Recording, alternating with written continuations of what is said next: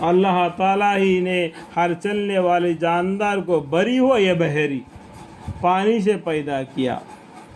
سمجھ میں آیا؟ کچھ انسان کو، کچھ جانوروں کو پانی سے پیدا کیا، کچھ جانوروں کو انڈے سے پیدا کیا. یعنی جو جاندار ہے اس سے بے جان انڈا نکلتا ہے اور بے جان انڈے سے جاندار کو پیدا فرما دیتا ہے. اسی طریقے سے جو زمین پر چلنے والے جس جانوروں کو بھی اللہ تعالیٰ نے کس کو انڈے سے، کس کو پانی سے، نطفہ سے پیدا کیا. سمجھنے ہے؟ ہاں. اور اللہ تعالیٰ ہی نے ہر چلنے والے جانور کو بری ہو یا بحری پانی سے پیدا کیا. پھر ان میں سے بعض تو وہ جانور ہے جو اپنے پیٹ کے بل چلتے ہیں. یہاں پر ایک نمبر فائدہ ہے، پیٹ کے بل کون کون چلتا ہے؟ جیسے کہ سانپ اور مچھلی، یہ پیٹ کے بل چلتے ہیں. اور بعض ان میں وہاں ہے جو دو پیروں پر چلتے ہیں، جیسا کہ انسان ہے جو دو پیروں پر چلتا ہے، جیسا کہ انسان. اور پرندہ ہے سے جب کوئی ہوا میں نہ ہو تو پرندہ جب ہوا میں ہوگا تو پر پھیلاوے چلتا ہے، اگر زمین پر چلنا ہے تو دو پیروں پر چلتا ہے.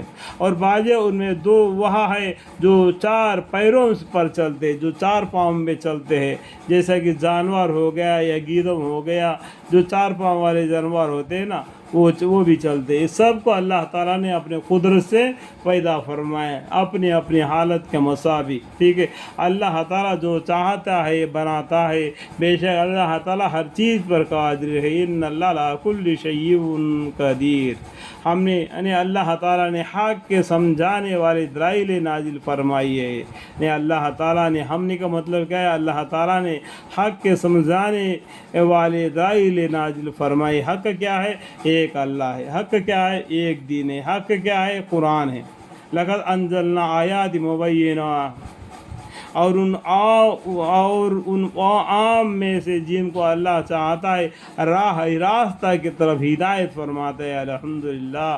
اور یہ منافق لوگ زبان سے دعویٰ کرتے ہیں کہ ہم اللہ پر اور اس کے رسول صلی اللہ علیہ وسلم پر ایمان لے آئے اور حکم مانا، پھر اس کے بعد موقع زہر صدقہ دعویٰ پر ان میں کو یہ گروا سرتابی کرتا ہے. اور یہ لوگ دل میں اصلاح ایمان نہیں رکھتے. اللہ تعالیٰ کیا بولتے ہیں؟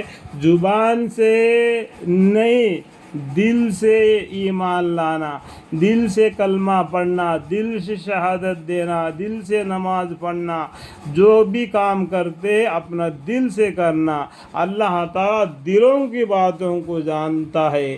یہ زبانی بات کس طریقے سے کرتے، دنیا کو دکھلانے کے لیے نماز پڑھتے، دنیا کو دکھلانے کے لیے جو بھی عبادت کرتے ہو تو حقارت ہے. جو دل سے ایمان لایا، دل سے اللہ کے سامنے جھکا تو وہ قابل عبادت ہے.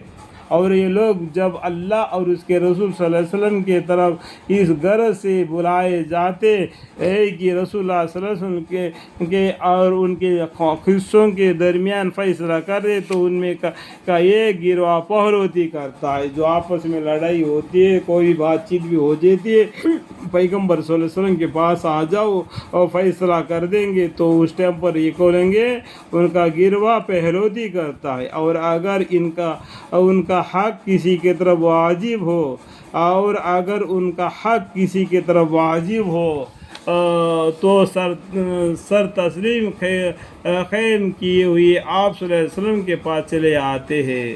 یعنی دوسرے کے مال کے پاس ہوگا تو آپس میں جھگڑے ہوتے تو کیا کرتے، یہ ان کا اس کے پاس حق ہے تو وہ پیغمبر صلی اللہ علیہ وسلم کو ٹال کر چل جاتے ہیں، کیونکہ پیغمبر صلی اللہ علیہ وسلم فیصلہ کر دیں گے. اگر ان کے پاس، اگر ان لوگوں کے پاس ان کا پیسہ ہو تو پیغمبر صلی اللہ علیہ وسلم کے پاس آ جاتے کہ فیصلہ کر دیجئے. سمجھ میں آئے گا؟ یہ اپنا فائدے کی طرف بھاگتے ہیں لیکن نقصان کی طرف بھاگ رہے، یہ ان کو معلوم نہیں. فیصلہ کرنے والے دنیا میں بالکل اللہ کے بعد پیغمبر صلی اللہ علیہ وسلم ہے، ٹھیک ٹھیک فیصلہ کرتے ہیں۔ اور یہ لوگ جب اللہ اور اس کے رسول صلی اللہ علیہ وسلم کی طرف اس غرض سے بلائے جاتے ہیں کہ رسول اللہ علیہ وسلم ان کے اور ان کے قصوں کے درمیان فیصلہ کر دے تو ان میں کا ایک گروہ پہلوتی کرتا ہے، اور اگر ان کا حق کسی کی طرف واجب ہو تو سر تسلیم کم کیے ہوئے آپ کے پاس چلے آتے ہیں۔ آیا ان کے دلوں میں کفر جزم کا مرض ہے، یہ نبوت کی طرف سے شک میں پڑے ہیں، یا ان کو یہ اندیشہ ہے کہ اللہ اور اس کے رسول صلی اللہ علیہ وسلم ان پر ظلم نہ کرنے لگے، تو ان میں سے کوئی سبب نہیں ہے، بلکہ اصل سبب یہ ہے کہ یہ لوگ برسری ظلم ہوتے ہیں۔ مسلمان کا قول تو جب ان کے کسی مقدم میں اللہ کی اور اس کے رسول صلی اللہ علیہ وسلم کی طرف بلایا جاتا ہے تاکہ ان کے درمیان فیصلہ کر دے، یہ ہے وہ بتیا خاطر کہتے ہیں کہ ہم نے سن لیا اور مان لیا الحمدللہ، اور اسے لوگ آخرت میں فلاح پائیں گے۔ اور جو شخص اللہ اور اس کے رسول صلی اللہ علیہ وسلم کہا مانے اور اللہ سے ڈرے، اس کے مخالف سے بچے، ایسے لوگ مراد ہوں گے الحمدللہ۔ اور لوگ بڑا زور لگا کر قسمیں کھایا کرتے ہیں کہ وہ اللہ میں ایسے فرماندار ہے کہ اگر آپ ان کو یعنی ہم کو حکم دے تو وہاں بھی نکل کھڑے ہو۔ آپ ان سے کہہ دیجئے کہ بس قسم نہ کھاؤ، تمہاری فرمانداری کی حقیقت معلوم ہے، کیونکہ اللہ تعالیٰ تمہاری اعمال کا پورا خبر رکھتا ہے۔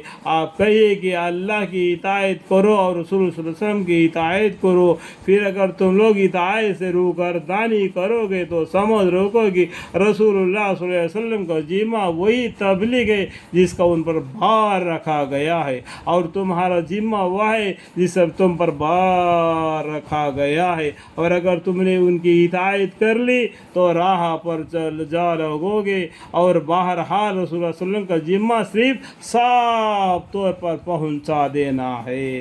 اے مجمع امت، تم میں جو لوگ ایمان لائے اور نیک عمل کرے، ان سے اللہ تعالیٰ وعدہ فرماتا ہے کہ ان کو اتباع کی برکت سے زمین میں حکومت عطا فرمائے گا، جیسا ان سے پہلے اہل ہدایت لوگوں کو حکومت دی تھی الحمدللہ۔ اور جس دن کو اللہ تعالیٰ نے ان کے لیے پسند فرمایا یعنی دین اسلام، اس کو ان کے نفع آخرت کے لیے قوت دے گا، اور ان کے اس خوف کے بعد اس کی مبدل بامان کر دی گا، بشرطے میری عبادت کرتے رہے، یعنی میری مطلب کیا ہے، اللہ کی عبادت کرتے رہے، اور میری مطلب کیا ہے، اللہ کے ساتھ کسی قسم کا شریک نہ کرے، اللہ کے برابر دوسرے کو شریک نہ کرے۔